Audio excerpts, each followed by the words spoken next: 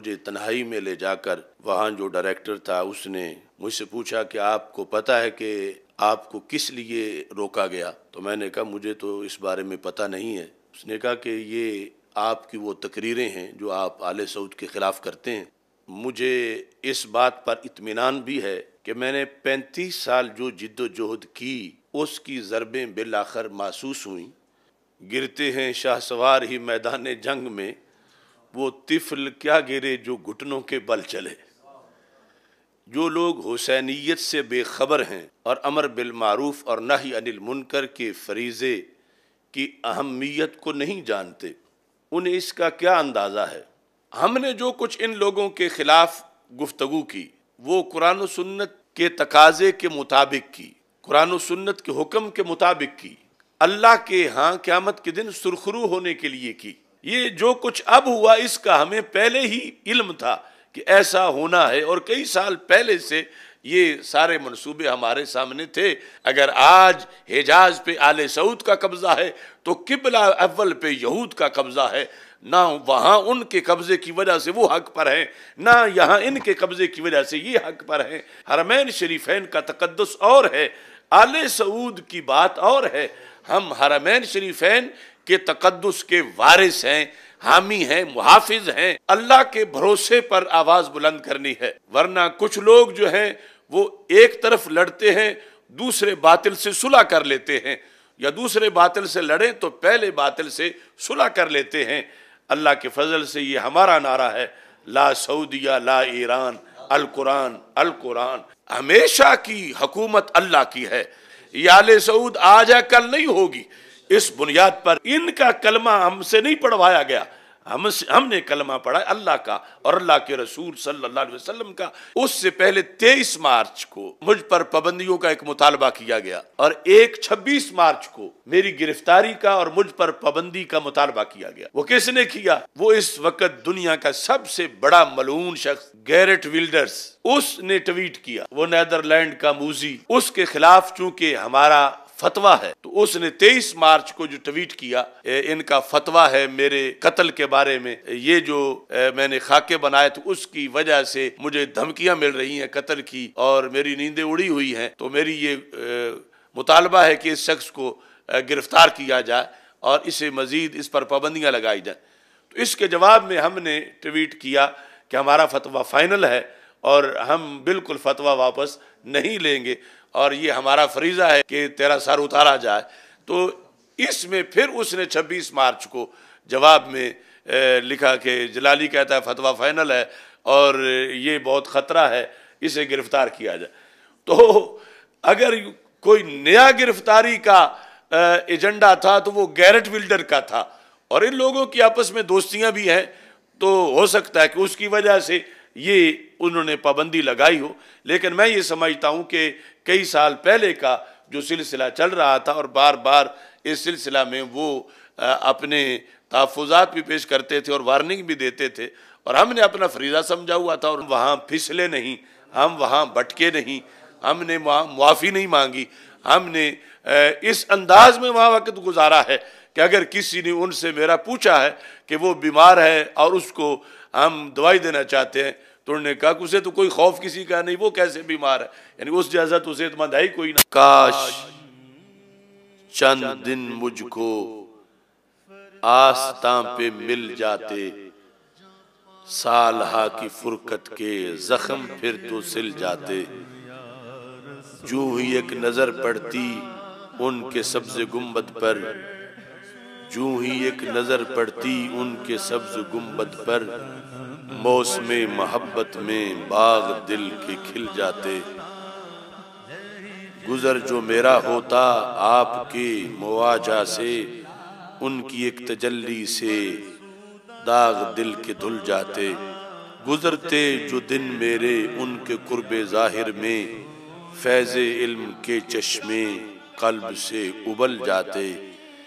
गर्दिशे ज़माना की धूल सब उतर जाती, जिंदगी के कई सदमे आफियत में ढल जाते। आप ही के टुकड़ों पर जी रहा हूँ पहले भी, پھر تو روز و شب میرے اور بھی اجل جاتے، من کانو حیثوں نے آ دیا سہارا ہے، یعنی وہ تو نہیں ہو سکا لیکن پھر جینا کیسے ہے، من کانو حیثوں نے آ دیا سہارا ہے، ورنہ داغ فرقت سے روح و دل نکل جاتے۔ بسم اللہ الرحمن الرحیم،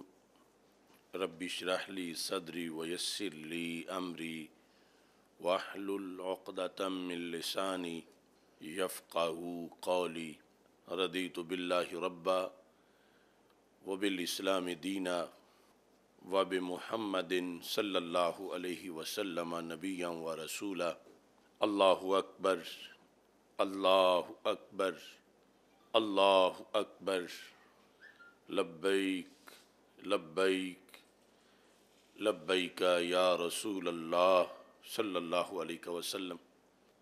الحمد للہ رب العالمین، والصلاة والسلام علی خاتم النبیین سید الرسل و خاتم المعصومین وعلی آلہ واصحابہ اجمعین۔ مولاي صل وسلم دائما ابدا علی حبیبک خیر الخلق کلہم۔ خدایا بحق بنی فاطمہ کہ برقول ایماں کنی خاتمہ، اگر دعوتم رد کنی ور قبول، منو دستو دامان آل رسول صلی اللہ علیہ وسلم۔ اللہ تبارک و تعالی جل جلالہ وعم نوالہ واتم برہانہ وعظم شانہ وجل ذکرہ وعز اسمہ کی حمد و ثناء، اور حضور سرور کائنات، مفخر موجودات، زینت بزم کائنات، دستگیر جہاں، غم گسار زماں، سید سروراں، حامی بے کساں، قائد المرسلین، خاتم النبیین، احمد مجتبیٰ، جناب محمد مصطفیٰ صلی اللہ علیہ وآلہ واصحابہ وبارک وسلم کے دربار گوہر بار میں ہدیہ درود و سلام عرض کرنے کے بعد، السلام علیکم ورحمۃ اللہ وبرکاتہ۔ ناظرین، حاضرین، سامعین، ماہ رمضان المبارک کے معطر، منور اور مقدس لمحات میں سیدنا شاہ جلال رحمہ اللہ تعالی ریسرچ سینٹر مرکز صراط مستقیم لاہور سے آپ تمام حضرات سے مخاطب ہوں۔ آج کی خصوصی گفتگو حجاز مقدس سے ریلیٹڈ ہے۔ کئی سالوں کے بعد اس رمضان المبارک میں 29 مارچ اور 30 مارچ کی درمیانی رات کو لاہور سے مدینہ منورہ کی فلائٹ پر روضہ رسول صلی اللہ علیہ وسلم کی زیارت اور عمرہ کی ادائیگی کے مقصد کے لیے بدنہ ناچیز نے سفر کیا۔ دیگر بہت سے ساتھیوں کے علاوہ محمد عبداللہ سرور جلالی بھی میرے ہمراہ تھا، اور یہ سفر گزشتہ کئی سال کی پابندیاں جو پاکستان میں تھیں فورتھ شیڈول کی وجہ سے، ان کے اختتام پر ہماری بڑی حسرت تھی، جس کے نتیجے میں عقیدت و احترام کے زیر سایہ مدینہ منورہ ایئرپورٹ پر ہمیں پہنچنے کا شرف حاصل ہوا، لیکن سعودی حکام نے سعودیہ میں انٹری دینے سے انکار کیا، اور اس کا سبب ان پابندیوں کو قرار دیا جو وہ کئی سال پہلے سے بندہ ناچیز پر سعودی عرب میں داخلے کے لحاظ سے لگا چکے تھے، جس کی وجہ سے مجھے اور ننھے اسیر مدینہ محمد عبداللہ سرور جلالی کو تقریباً 40 گھنٹے وہاں بند رہنا پڑا، اور اس کے بعد پھر پاکستان واپسی ہوئی۔ یعنی جمعرات کا پورا دن، پھر جمعرات اور جمعہ کے درمیانی رات، اور پھر جمعے کا دن، جمعے کے روز پچھلے وقت پھر ہماری واپسی ہوئی، اور رات ہم لاہور پہنچے۔ یہ کئی وجوہ سے ڈسکس کرنے کے لائق امور ہیں، کیونکہ بندہ ناچیز رمضان المبارک میں تراویح کے اندر قرآن مجید کی تلاوت کے لحاظ سے خصوصی مصروفیت رکھتا ہے۔ اس سے پہلے مدینہ منورہ میں بھی قرآن مجید کئی بار تراویح میں سنانے کا شرف حاصل ہو چکا ہے، اور اس بار بھی یہی ارادہ تھا، کیونکہ 8 پارے ہم یہاں پڑھ چکے تھے اور باقی وہاں جا کر مکمل کرنے کا ارادہ تھا۔ لیکن پھر جب وہاں سعودی عرب میں داخلہ نہ ملا تو واپسی پر وہی اپنا معمول شروع کیا، اور اللہ کے فضل سے یعنی اس سال مسلسل جو میں مصلی سنا رہا ہوں تو یہ 41واں مصلی ہے جس میں مصروف ہوں۔ تو اس مصروفیت کی بنیاد پر جلد اس گفتگو کے لیے وقت نہیں نکال سکا، اور آج میں یہ چاہتا ہوں کہ اس سلسلہ میں مختصر سی گفتگو کی جائے۔ تو سب سے پہلی بات تو یہ ہے کہ سعودی عرب میں مجھے پہلی بار نہیں روکا گیا، اس سے پہلے بھی متعدد بار مجھے حراست میں لیا گیا اور روکا گیا۔ 2019 میں 4 مئی 2019 کو مدینہ منورہ ایئرپورٹ پر مجھے، جب میں دن 12 بجے کی فلائٹ پہ پہنچا تو اس فلائٹ کے سارے لوگ جو ہیں ان کو انٹری دے دی گئی اور مجھے روک لیا گیا۔ یہ 2019 کی بات ہے، اور 2019 سے پہلے بھی 2 مرتبہ مجھے جدہ ایئرپورٹ پہ روکا جا چکا تھا۔ اس کے علاوہ 2 مرتبہ مجھے مسجد نبوی شریف سے بھی حراست میں لیا گیا۔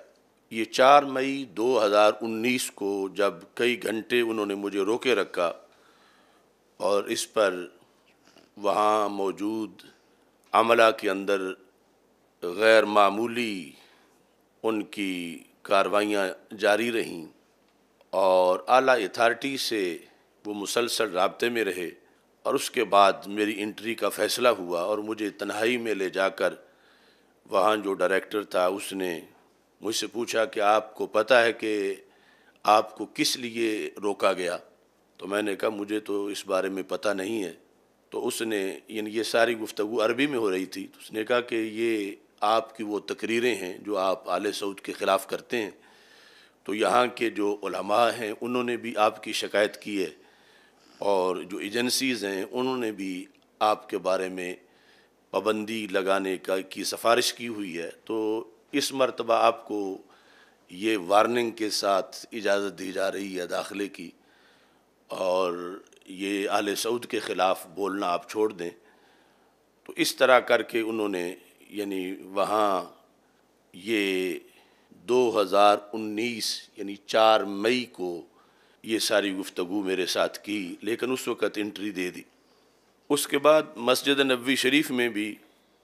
یعنی 2 بار جو مجھے حراست میں لیا تو اس میں ظاہری کوئی سبب نہیں تھا، اور وہ متووں نے نہیں پکڑا تھا بلکہ انٹیلیجنس کے لوگ تھے، اور مجھے اس حالت میں پکڑا تھا کہ جب میں بالکل تنہا بیٹھا ہوا تھا، بلکہ ایک مرتبہ تو نفل پڑھ رہا تھا اور دوسری مرتبہ تنہا بیٹھ کے درود شریف پڑھ رہا تھا۔ یعنی ایک تو ہوتا ہے جس طرح کہ ان کے نظام میں کوئی مداخلت کی جا رہی ہو، یا کوئی جلسہ کیا جا رہا ہو، یا کوئی راشی یا بھیڑ ہو، یا لوگ مل رہے ہوں، تو ایسی کوئی چیز بھی نہیں تھی۔ تو ان دونوں واقعات میں وہ مجھے اپنے دفتر میں لے گئے اور وہاں پر پھر انہوں نے پوچھ گچھ کی اور سارے ڈاکومنٹس چیک کیے، اور اس کے بعد یعنی یہ محسوس ہوتا تھا کہ شاید مسجد نبوی شریف کا جو سسٹم ہے اس میں میری تصویر انہوں نے ڈالی ہوئی ہے کہ جو ہی میں اس علاقے میں داخل ہوں تو سب کو پتہ چل جائے کہ وہ آ گیا ہے اور سارے جو ہیں وہ الرٹ ہو جائیں۔ تو یہ صورتحال جو 2019 میں تھی، اس کے بعد اب پہلی مرتبہ میں گیا ہوں سعودی عرب میں حاضری کے لیے اور عمرہ شریف کے لیے 2019 کے بعد، کیونکہ درمیان میں کرونا کی وجہ سے وہاں ویسے حرم شریف بند ہوا، اور اس کے بعد مجھ پہ جو 4تھ شیڈول لگا وہ پابندیاں تھیں۔ اس کے بعد میرا جو ہے وہ قومی شناختی کارڈ جو ہے وہ کینسل تھا، اس کی وجہ سے نہیں جا سکتا تھا۔ تو اتنے سالوں کے بعد پھر اب میرا جانا ہوا، اور اب آ کر جس وقت یہ ساری صورتحال سامنے آئی تو اس میں پھر انہوں نے آل سعود کے خلاف تقریریں جو تھیں ان کا حوالہ دیا، اور اس میں یعنی ان کے نزدیک کوئی دوسرا آپشن نہیں تھا۔ جس طرح کہ پہلے تو انہوں نے انٹری دے دی تھی، اور اب جو ہے وہ مکمل طور پر وہ پہلے فیصلہ کر چکے تھے، اور پہلے اپنے ہاں طے شدہ جو بین ہے اس کے اندر انہوں نے یہ بات لکھی ہوئی تھی۔ اب یہ جو صورتحال ہے، یعنی جو ان کے ظالمانہ کام کا شرعی حکم ہے، اور اس پر جو رد عمل ہے، اس سے پہلے یہ ہے کہ اس کے محرکات کی تفصیل کیا ہے۔ ایک لحاظ سے تو یہ نہایت ہی افسوسناک واقعہ ہے کہ چھوٹے سے مقام محبت سے کسی کو روکنا جس کا جانا وہاں حق ہو، یہ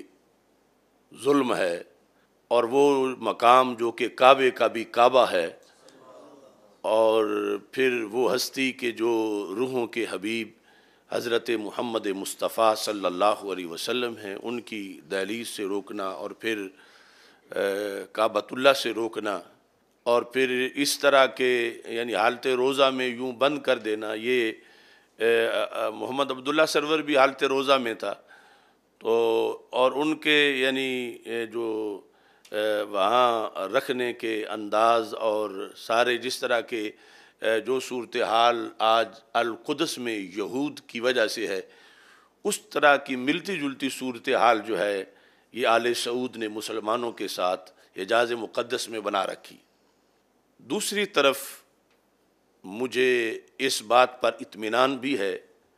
کہ میں نے 35 سال جو جد و جہد کی، اس کی ضربیں بالآخر محسوس ہوئیں، اور جن لوگوں کو ہم نے فوکس کیا اور جس ظالمانہ نظام کے خلاف ہم نے آواز اٹھائی، اور جس غلط نظریے اور عقیدے کو ہم نے دلائل کی روشنی میں رد کیا، کہ ہماری حرارت وہاں تک پہنچی، اور یہ نہیں کہ یہ صدا بصیرا ہو اور کسی گلی محلے میں رک جانے والی آواز ہو، بلکہ ان کے ایوانوں تک اس کا جو اثر میں نے دیکھا، تو اس پر مجھے اطمینان بھی ہوا کہ امر بالمعروف اور نہی عن المنکر کا جو فریضہ ہمارے ذمہ ہے، قیامت کے دن انشاءاللہ اس کے جواب کے لحاظ سے اللہ ہمیں آسانی عطا فرمائے گا۔ گرتے ہیں شاہ سوار ہی میدان جنگ میں، وہ طفل کیا گرے جو گھٹنوں کے بل چلے۔ جو لوگ حسینیت سے بے خبر ہیں اور امر بالمعروف اور نہی عن المنکر کے فریضے کی اہمیت کو نہیں جانتے، انہیں اس کا کیا اندازہ ہے کہ 35 سال کی طویل جد و جہد کتنے مربوط، منظم اور مسلسل طریقے سے ہم نے کی، اور اس کے بعد اتنے اثرات جو ہیں وہ ایک باطل نظام پر مرتب ہوئے۔ میری اس سلسلہ کے اندر جو تقریریں ہیں اس میں چونکہ میری حاضری وہاں پر حجاز مقدس میں اللہ کے فضل سے میں نے 14 حج بھی کیے اور 50 کے قریب یا اس سے بھی زیادہ جو ہیں وہ عمرے کیے، اور میں نے بار بار ان کا حج لٹریچر جو ہے ہر سال جو چھپتا ہے، اگر میں وہاں گیا ہوں یا نہیں گیا، میں نے اس کا پورا مطالعہ کیا۔ میں نے ان کے 6 اخبارات دن میں عربی کے سارے پڑھے کہ کیا کچھ یہاں ہو رہا ہے اور نظام میں کیا کیا خرابیاں ہیں اور کس انداز میں یہاں باطل سرایت کر رہا ہے۔ اس کے علاوہ جو جتنا ان کا یونیورسٹیز کا نظام ہے اور جو لٹریچر وہاں چھپتا ہے، اور پھر خصوصاً اہل سنت کے خلاف جو وہاں پر سازشیں ہوتی ہیں، ان سب کے لیے میں نے بہت سا وقت نکالا، گہرا مطالعہ کیا، اور پھر مشاہدات حج کے لحاظ سے جو میری تقریریں ہیں، ہر حج کے بعد کئی جمعوں تک میں نے اس کے اندر جو ان کی شرعی غلطیاں ہیں، فقہی غلطیاں ہیں، سیاسی طور پر جو وہ اسلام کو نقصان دے رہے ہیں، اس سلسلہ میں بندہ ناچیز نے آواز اٹھائی۔ اور اس کے ساتھ جس بیس پر ان کی سلطنت قائم ہے، شرک کا انجینئرڈ فتویٰ جو مسلم امہ پر لگایا گیا تھا، اس کی جڑیں کاٹنے کے لیے میں نے عقیدہ توحید سیمینارز کا انعقاد کیا، اور وہ اللہ کے فضل سے بڑے بڑے سیمینار منعقد ہوئے، پاکستان میں نہیں بیرون ملک میں بھی وہ سیمینارز میں نے منعقد کیے، اور میری تقریریں وہ وہاں تک پہنچیں، اور جو معیار الوہیت کے اندر انہوں نے گڑبڑ کی ہوئی ہے اور شرک خفی کو جو شرک جلی قرار دے کر انہوں نے جو فتویٰ لگایا ہوا ہے، اس کے لحاظ سے بھی اللہ کے فضل سے مجھے وہ کاوش کرنے کی توفیق دی جو اس دور میں شاید ایک خصوصی اعزاز ہے۔ تو اس میں بھی یعنی ان تک جو ہمارا اثر پہنچا، وہ انہیں ایک مستقل غصہ ہے کہ اپنے دلیل کی روشنی میں تو اس کا جواب نہیں دے سکے، لیکن چونکہ ہم نے ان کو دلائل کی روشنی میں بے نقاب کیا، عقیدہ توسل کے لحاظ سے، آثار رسول صلی اللہ علیہ وسلم کے لحاظ سے، برکت اور تبرک کے لحاظ سے، سیدہ طیبہ آمنہ رضی اللہ تعالی عنہا آپ کے مزار مقدس پر جب انہوں نے تجاوز کیا تو اس وقت بھی جو ریلی سعودی سفارت خانے کے سامنے پہنچی، وہ یادداشت پیش کرنے کی ذمہ داری میری ہی تھی، اور اس کے علاوہ جب بھی کوئی ایسا موقع آیا کہ جس میں حجاز مقدس کے تقدس کے خلاف انہوں نے کوئی بھی کام کیا تو اس کے خلاف ہمیں آواز اٹھانے کا موقع ملا، جس میں انہوں نے جب یہ میوزک کلب بنائے، مندر بنائے، گرجے بنائے، اور مودی کو ایوارڈ دیا یا اسرائیل کو تسلیم کیا، یہود و نصارہ سے دوستی کی پینگیں بڑھائیں،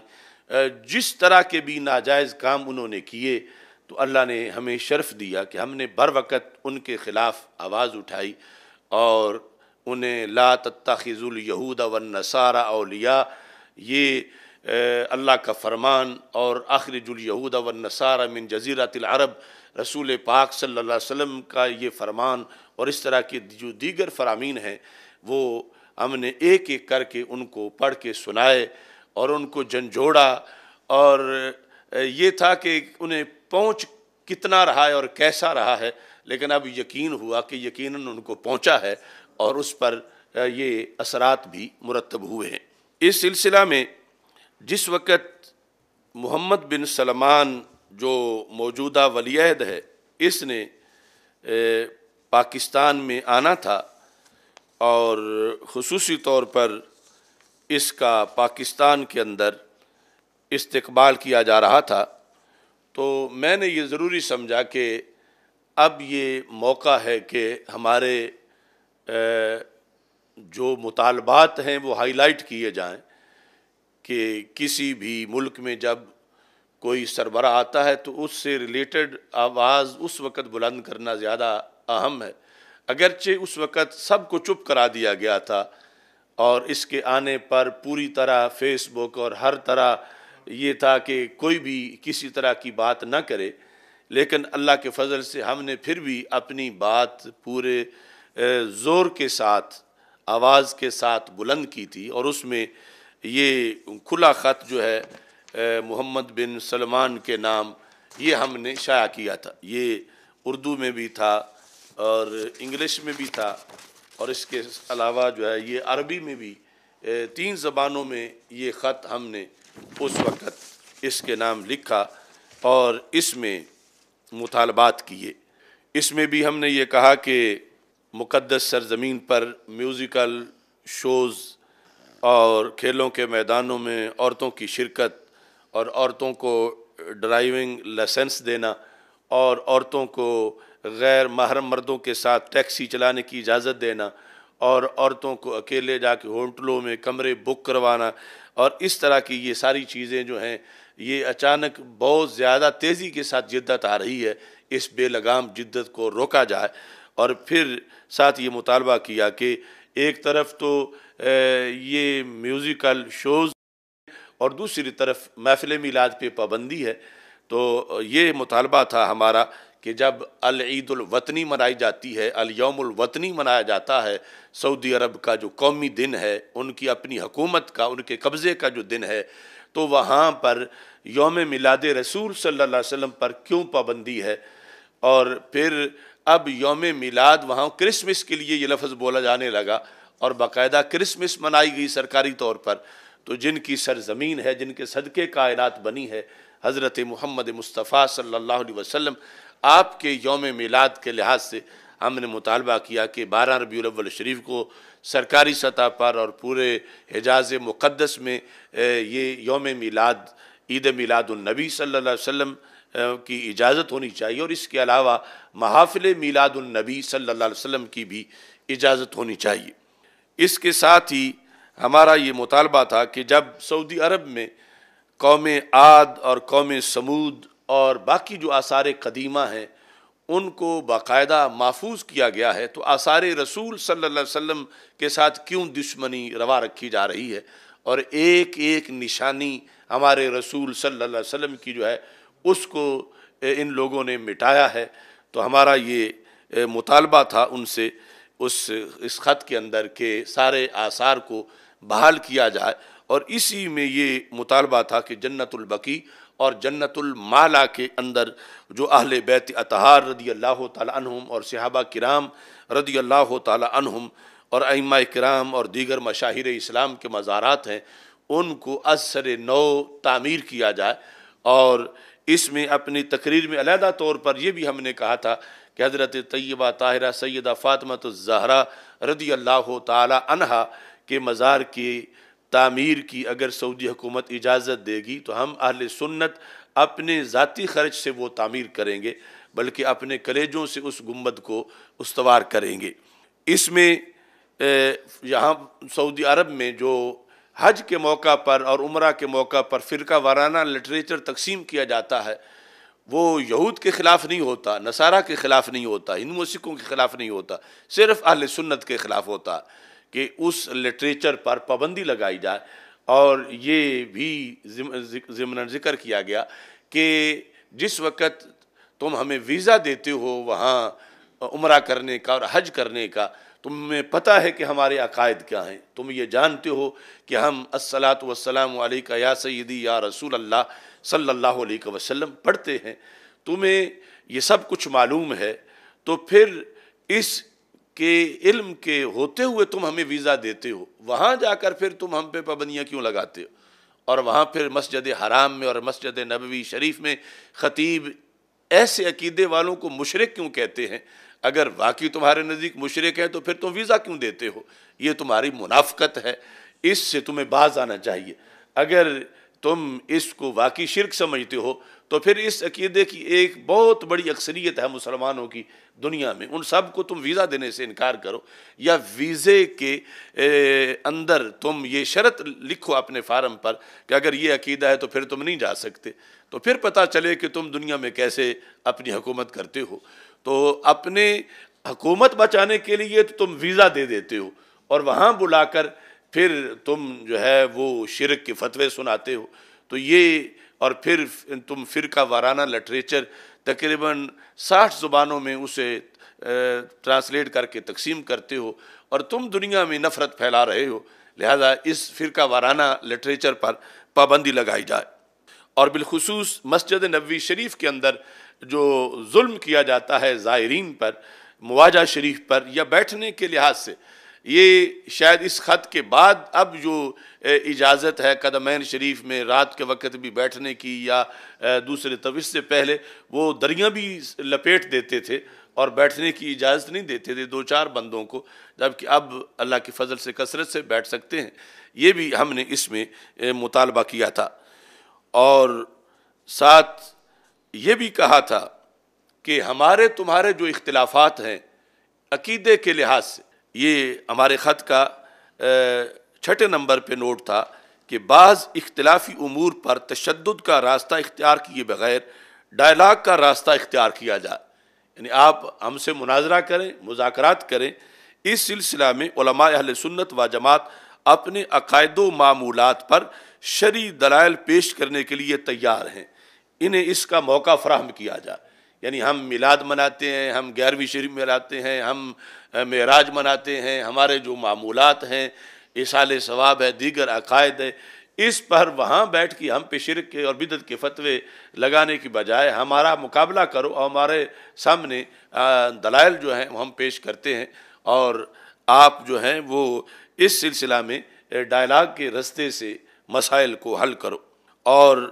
ساتھ ہی یہ بھی تھا کہ سعودی عرب میں امریکہ کے کہنے پر ڈائلاگ فورم بنایا گیا، جس میں کرسچن کمیونٹی کو بھی نمائندگی دی گئی ہے، جس میں ہندوؤں سکھوں کو بھی نمائندگی دی گئی ہے، جس میں یہود کو بھی نمائندگی دی گئی ہے، مگر اہل سنت کو نمائندگی نہیں دی گئی۔ تو اس میں ہمیں نمائندگی دی جائے۔ ہمارا مسلک پوری دنیا پر ہے اور اصل اہل مدینہ ہمارے ہی مسلک پر ہیں، تو ہمیں اس میں ہماری نمائندگی ہونی چاہیے۔ جو ہمارے وہاں مسائل ہیں،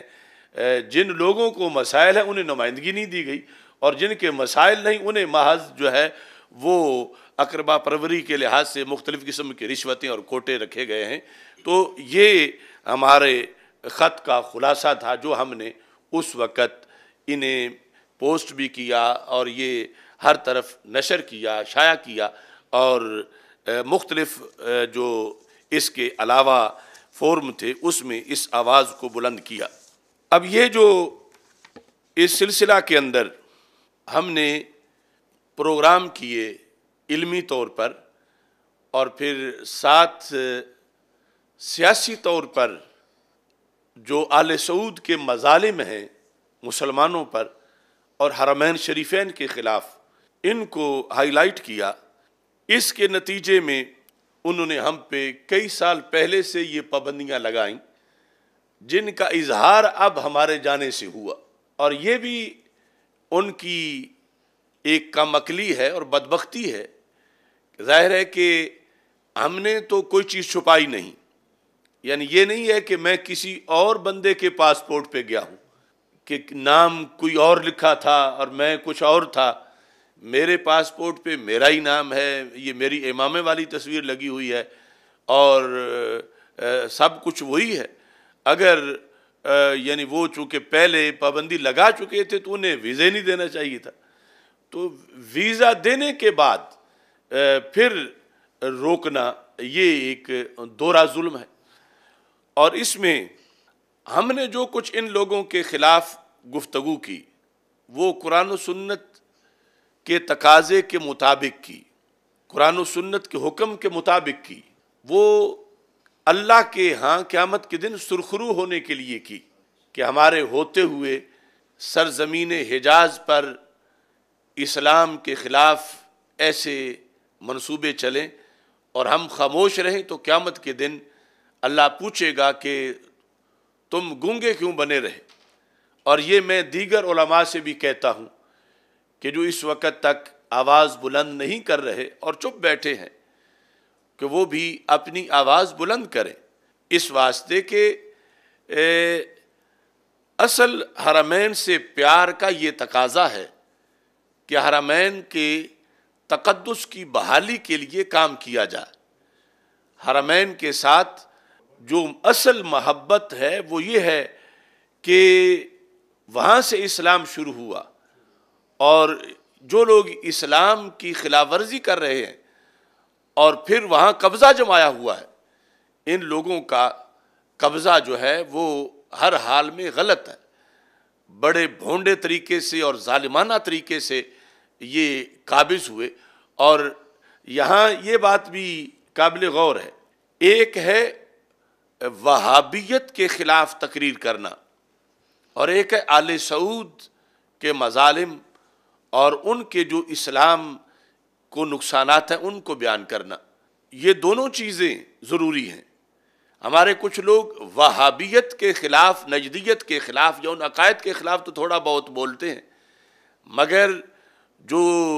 سعودیت ہے، نجدیت ہے، یعنی آل سعود کے جو مظالم ہیں اس کے خلاف زبان نہیں کھولتے۔ اس میں ہمیں پتہ ہے، ہمیں کئی سال پہلے یہ تجویز دی گئی کہ آپ صرف وہابیت کے خلاف بولا کریں، آل سعود کے خلاف بولیں گے تو اس کی بڑی قیمت دینی پڑے گی۔ تو میں نے یہ کہا کہ یہ وہابیت کا بندر جس مداری کے ہاتھ میں ناچ رہا ہے وہ آل سعود کا مداری ہے، تو سب کچھ تو وہی کرا رہے ہیں، تو یہ کس طرح ہے کہ ہم انہیں غلط وہابیت کو تو کہیں اور جو سب کچھ کروا رہے ہیں، جنہوں نے سارا نقصان اسلام کو پہنچایا ہے، ان کو چھوڑ دیں۔ تو اس بنیاد پر یعنی ان کے مظالم کو بیان کرنا اور جو امر بالمعروف اور نہی عن المنکر کا تقاضا ہے اس کو پورا کرنا، یہ ہماری ذمہ داری ہے۔ اب دو چیزیں ہیں، ایک ہے کہ حرمین شریفین کی حاضری کو مقدم کیا جائے، اور دوسرا یہ ہے کہ اللہ اور اللہ کے رسول صلی اللہ علیہ وسلم کے فرامین کے ابلاغ کو مقدم کیا جائے۔ یہ جو کچھ اب ہوا اس کا ہمیں پہلے ہی علم تھا کہ ایسا ہونا ہے، اور کئی سال پہلے سے یہ سارے منصوبے ہمارے سامنے تھے، مگر ہمیں شریعت نے یہ بتایا ہوا ہے کہ ایک وقت وہ بھی تھا کہ جس وقت سرور کونین حضرت محمد مصطفیٰ صلی اللہ علیہ وسلم کے سامنے رکاوٹیں کھڑی کی گئی تھیں، اور ان کے لیے بھی کعبۃ اللہ جانے پر پابندیاں لگائی گئیں اور یہ سارے معاملات ہوئے، لیکن حق اللہ کے رسول علیہ الصلوۃ والسلام کے ساتھ تھا، اور واضح کیا کہ یہ جو دین ہے اس کو پھیلانا مقدم ہے۔ باقی رب ذوالجلال یہ جو ظاہری پابندیاں ہیں، ان پابندیوں کے ہوتے ہوئے بھی لوگوں کے دلوں کو ہی مدینہ بنا دیتا ہے، اور خالق کائنات جل جلالہ اپنے قرب سے یہ سارے قرب عطا فرما دیتا ہے، کیونکہ ظاہری قبضے ان جگہوں پہ غیروں کے بھی ہوتے رہے، یہ کوئی دلیل نہیں ہے۔ اگر آج حجاز پہ آل سعود کا قبضہ ہے تو قبلہ اول پہ یہود کا قبضہ ہے، نہ وہاں ان کے قبضے کی وجہ سے وہ حق پر ہیں، نہ یہاں ان کے قبضے کی وجہ سے یہ حق پر ہیں۔ اب دو چیزیں ہیں، حرمین شریفین کا تقدس اور ہے، آل سعود کی بات اور ہے۔ ہم حرمین شریفین کے تقدس کے وارث ہیں، حامی ہیں، محافظ ہیں، اور اس کو ہر وقت اس کے لیے دل و جان پیش کرنے والے ہیں، مگر آل سعود ہرگز حرمین شریفین کے تقدس کے اندر شامل نہیں ہے۔ ان لوگوں نے جو ظلم کیے اور جو غلط نظریات جو ہیں وہ پھیلائے، اس کی بنیاد پر میری یہ درخواست ہے علماء سے کہ یقیناً ہمیں بڑی پسند ہے، بڑی محبوب ہے حاضری ان مقدس مقامات کی، لیکن اگر یہ لوگ باز نہیں آتے تو ان کے خلاف آواز پورے طریقے سے بلند کی جائے۔ رب ذوالجلال سب کے دلوں کو مدینہ بنا دے گا، رب ذوالجلال یہاں بیٹھے سب کو بہت اعلیٰ قرب کی لذتیں عطا فرما دے گا۔ اور یہ چونکہ جمعے کو ہم حجاز مقدس کانفرنس کر رہے ہیں، اس میں دلائل پیش کروں گا کہ سید عالم نور مجسم شفیع معظم صلی اللہ علیہ وسلم نے کس بنیاد پر اور کس انداز سے اپنے عشاق کے لیے اپنا قرب واضح کیا ہے، اور کن شرائط کی وجہ سے یہ ظاہری فاصلے ختم ہو جاتے ہیں اور رب ذوالجلال اپنے عشاق کو دائمی حضوری عطا فرما دیتا ہے۔ علماء کرام سے اس سلسلہ میں یہ گزارش ہے کہ وہ یہ چونکہ مرکز پر ان غلط لوگ مسلط ہیں،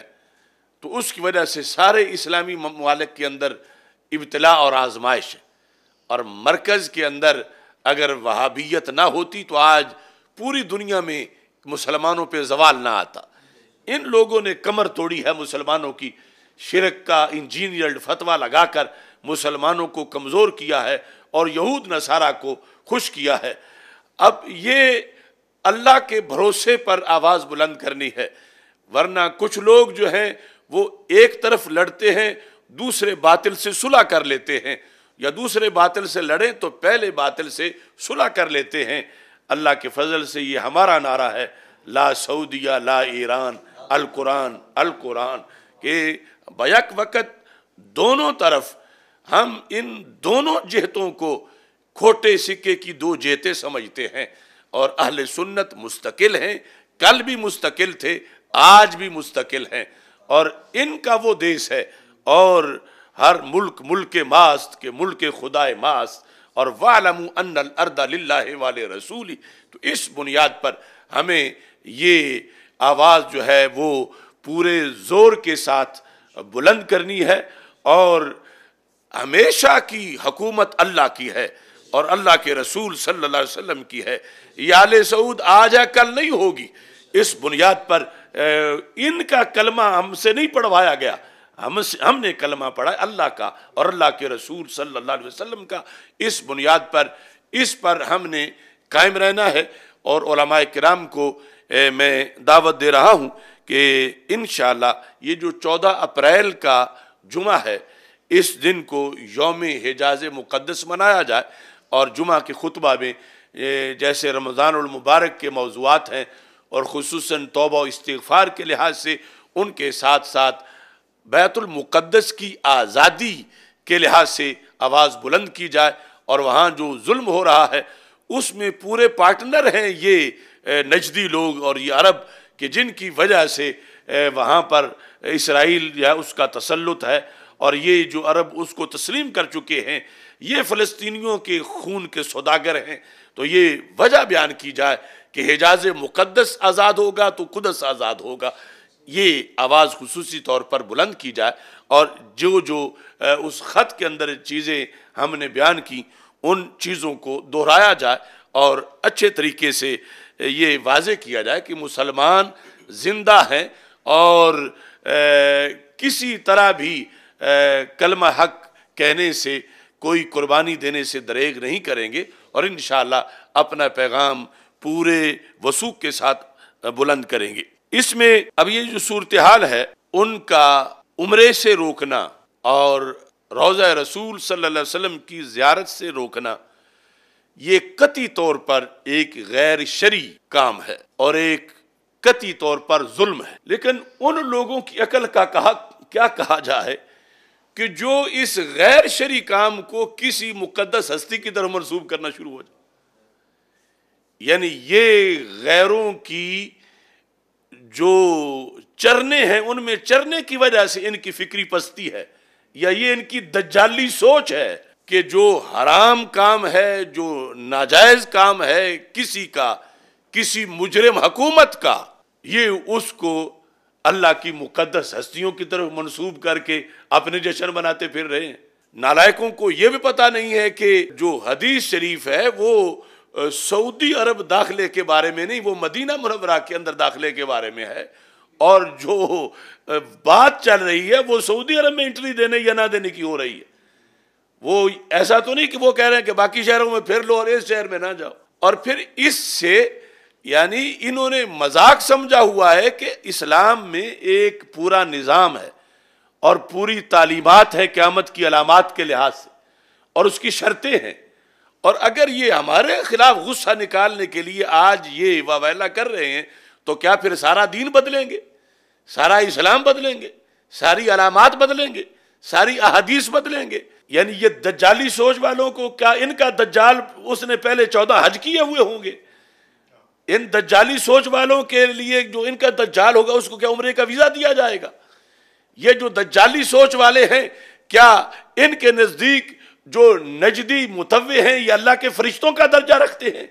یا نجدی جو مستنڈے ہیں؟ یعنی ان کی مت ماری گئی ہے، اور یہ ہماری حقانیت ہے کہ اللہ کے فضل سے ہر قسم کا باطل پرست اپنے زخم چاٹ رہا ہے، اور ہم کسی کے کانے نہیں ہیں۔ یہ لوگ ہیں کہ جنہوں نے سیدہ طیبہ طاہرہ فاطمہ الزہرا رضی اللہ تعالی عنہا کا مزار گرایا، ان ظالموں کو یہ کلمے پڑھ رہے ہیں، ان کی سرکاری افطاریوں میں جا کے بیٹھتے ہیں اور ان کے یہ قصیدے پڑھتے ہیں۔ انہیں پتہ ہی نہیں کہ حسینیت کیا ہوتی ہے۔ حسینیت اگر پڑھنی ہو تو انہیں پھر یہ دیکھنا پڑتا ہے کہ کربلا کے راستے میں کتنے یزید آتے ہیں، اور پھر کس انداز میں حضرت امام حسین رضی اللہ تعالیٰ عنہ اپنے ماننے والوں کو قیامت تک کے لیے حوصلے دیتے ہیں، اور ظاہری نظام کس طرح چلتے ہیں۔ یعنی وہ یزید پلید کہ جس نے ادھر حضرت امام حسین رضی اللہ تعالیٰ عنہ کو شہید کروایا، اور پھر وہی آ کر مدینہ منورہ بھی داخل ہوا، اس نے کتنے دنوں تک قتل عام کیا۔ تو کیا یہ ساری چیزیں سیدہ پاک کی طرف منسوب کریں گے کہ ان کی رضا سے ہی سب کچھ ہوتا رہا؟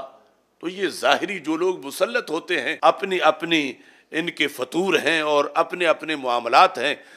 حق قرآن و سنت میں ہے، اور چونکہ مسئلہ معصومیت میں یہ بالکل ان کے پاس کوئی دلیل نہیں ہے، اور اب اس طرح کی دلیلوں پہ گزارے کر رہے ہیں جس کی وجہ سے انہیں یزید کو سلام کرنا پڑے گا کہ یزید تو اچھا تھا اس لیے سیدہ پاک نے اجازت دے دی اور فلاں کو اجازت نہیں دی۔ یہ کہاں یعنی ان کی عقل ماری گئی؟ یہ ہے تیرے در سے جو یار پھرتے ہیں، در بدر یوں ہی خار پھرتے ہیں۔ 14 اپریل کی اس دعوت کے ساتھ اس مسئلے پر اس لحاظ سے بھی میں گفتگو کرنا چاہتا ہوں، جو حقائق تھے، ہمارا ان سے ٹکراؤ تھا، جو 5 مرتبہ اس سے پہلے انہوں نے حراست میں لیا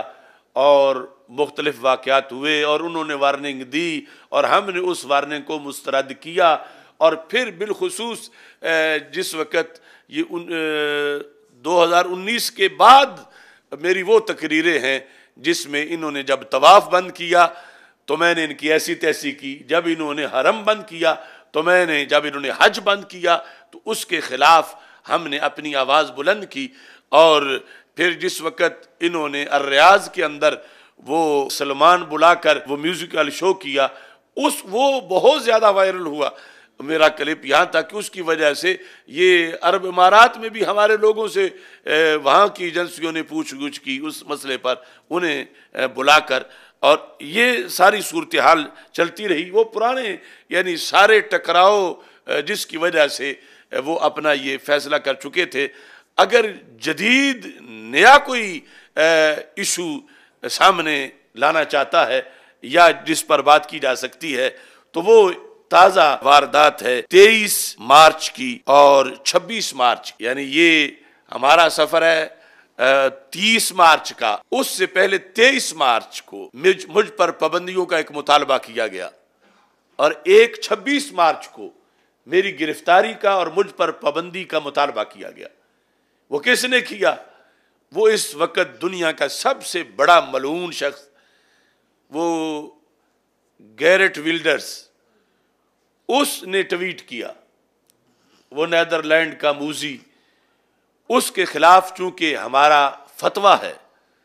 تو اس نے 23 مارچ کو جو ٹویٹ کیا، ان کا فتویٰ ہے میرے قتل کے بارے میں، اور یہ جو میں نے خاکے بنائے تو اس کی وجہ سے یہ مجھے دھمکیاں مل رہی ہیں قتل کی، اور میری نیندیں اڑی ہوئی ہیں، تو میری یہ مطالبہ ہے کہ اس شخص کو گرفتار کیا جائے اور اسے مزید اس پر پابندیاں لگائی جائیں۔ تو اس کے جواب میں ہم نے ٹویٹ کیا کہ ہمارا فتویٰ فائنل ہے اور ہم بالکل فتویٰ واپس نہیں لیں گے، اور یہ ہمارا فریضہ ہے کہ تیرا سر اتارا جائے۔ تو اس میں پھر اس نے 26 مارچ کو جواب میں لکھا کہ جلالی کہتا ہے فتویٰ فائنل ہے اور یہ بہت خطرہ ہے، اسے گرفتار کیا جائے۔ تو اگر کوئی نیا گرفتاری کا ایجنڈا تھا تو وہ گیرٹ ولڈر کا تھا، اور ان لوگوں کی آپس میں دوستیاں بھی ہیں، تو ہو سکتا ہے کہ اس کی وجہ سے یہ انہوں نے پابندی لگائی ہو، لیکن میں یہ سمجھتا ہوں کہ کئی سال پہلے کا جو سلسلہ چل رہا تھا اور بار بار اس سلسلہ میں وہ اپنے تحفظات بھی پیش کرتے تھے اور وارننگ بھی دیتے تھے، اور ہم نے اپنا فریضہ سمجھا ہوا تھا اور اس پر مسلسل کام کرتے آئے ہیں، جس کے نتیجے میں ہمیں یقیناً افسوس بہت ہے، کیونکہ جب یہ عبداللہ سرور روتا تھا تو میں اپنے آنسوؤں پر کنٹرول نہیں کر سکتا تھا کہ یہ مسلسل کہتا تھا کہ بابا ہم چلیں، ہم حاضری دیں روضہ رسول صلی اللہ علیہ وسلم پہ، ہم عمرہ کریں، لیکن ہمارے سامنے اس سے